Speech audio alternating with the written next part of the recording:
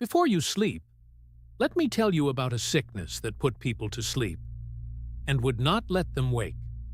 Not for days, not for weeks, for some of them, for 30 years, and to this day, no one knows what it was. It came in the shadow of the Great War. In the winter of 1916 and 17, as the world was busy dying in the trenches and bracing for the great influenza that would soon kill millions more, doctors in Europe began to see something they did not recognize. It started small, the way these things do: a fever, a headache, a strange double vision, the world sliding quietly out of focus. And then, the sleep. The patients grew drowsy, and then far more than drowsy. They sank into a sleep so deep it was closer to a coma. You could rouse them, sometimes, just barely. They would open their eyes, perhaps mumble half an answer, and then sink straight back down into the dark mid-sentence. Days would pass, then weeks.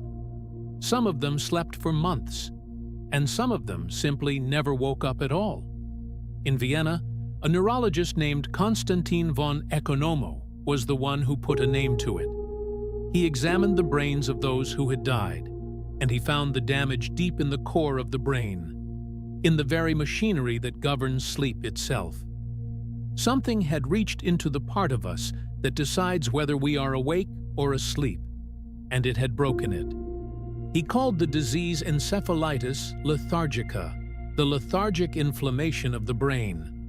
But everyone else simply called it what it looked like: the sleeping sickness.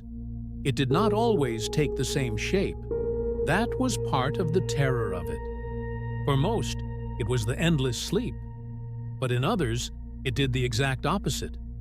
It stole sleep away entirely and left them awake for days on end, restless and agitated, their eyes wide open in the dark. And then there was the strangest face of it all. Some patients did not sleep and did not rage. They simply stopped. They became still, frozen in place, sometimes caught mid-gesture, a hand half raised, a face hung between one expression and the next. Their eyes were open.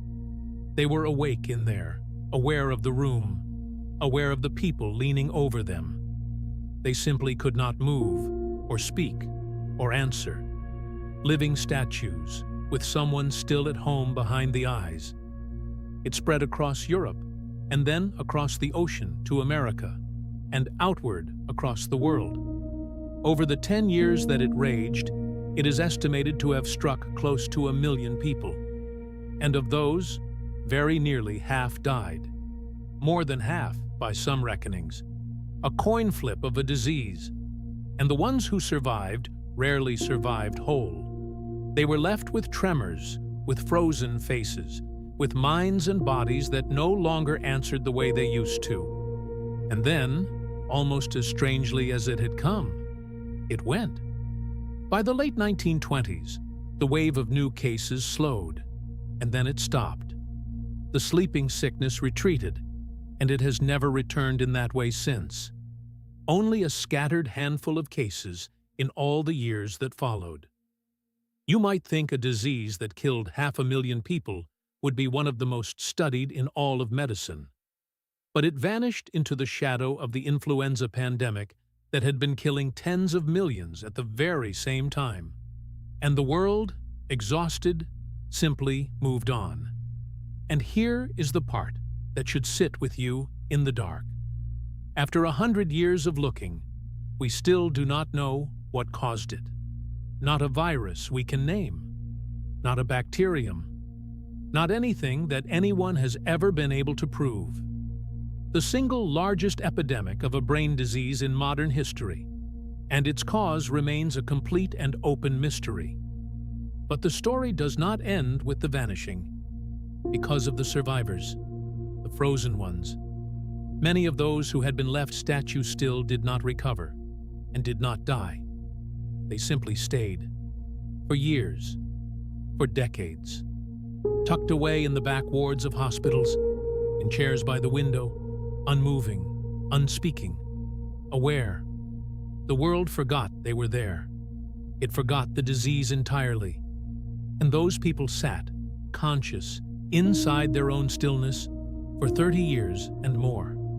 And then, in the late 1960s, a young doctor named Oliver Sacks walked into one of those forgotten wards. He found a room full of people the world had written off as gone, and he came to believe that they were not gone at all, only locked away. There was a new medicine then, called l-dopa, that could flood the frozen brain with the chemical it had been starved of, and he gave it to them. And they woke up. People who had not moved or spoken in 30 years opened their eyes and stood and walked and talked. They asked about families long dead. They picked up conversations from decades before, as though no time had passed at all, because for them, in a way, none had. For a few extraordinary weeks, a whole ward of the living statues came back to life. It did not last. The medicine that woke them could not hold them. Their bodies began to slip away from it, into wild, uncontrollable movements, and then back toward the stillness. One by one, the awakened sank again, back down into the frozen quiet they had come from. They had surfaced just long enough to see that the world had moved on without them. And then the long sleep took them back under. It is one of the most haunting things in all of medicine. Not the dying, the waiting. A mind, awake and whole, sealed for a lifetime inside a body that would not answer, and a single brief window of grace, and then the dark again. Anyone who has worked with the frozen and the unresponsive knows the question that lives underneath all of it. How much is still in there?